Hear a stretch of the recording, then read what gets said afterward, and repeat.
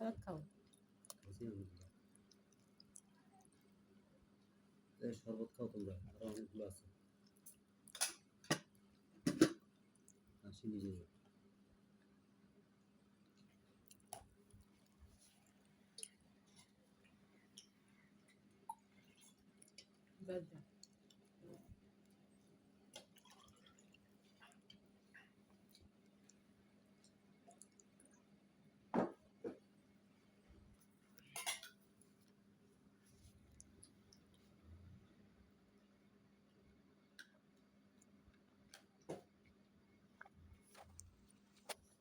সেমনি তো খাই নাই, যেন অমৃত খাইছি, এত মজা লাগছে খেতে।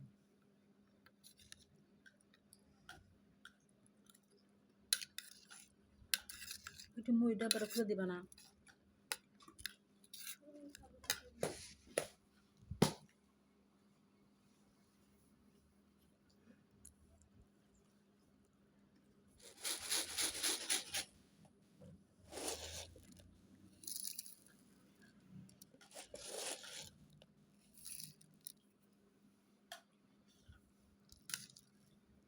দিছে 60 টাকা।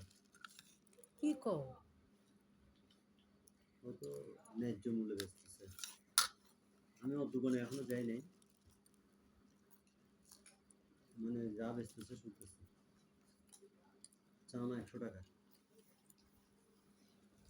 চিনি 120। চিনি কত করে আছে? 120 মনে হয় না? 120 না 10? 110।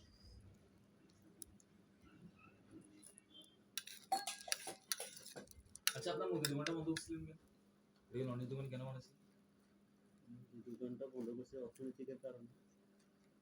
নাকি ব্যবসা হইতো না? না, ব্যবসা ভালো হয়েছে। ব্যবসা হবে না কেন? ব্যবসাতে লস নেই, কিন্তু মুদি দোকান হলে তোমার সবচেয়ে বড় কঠিন কাজ।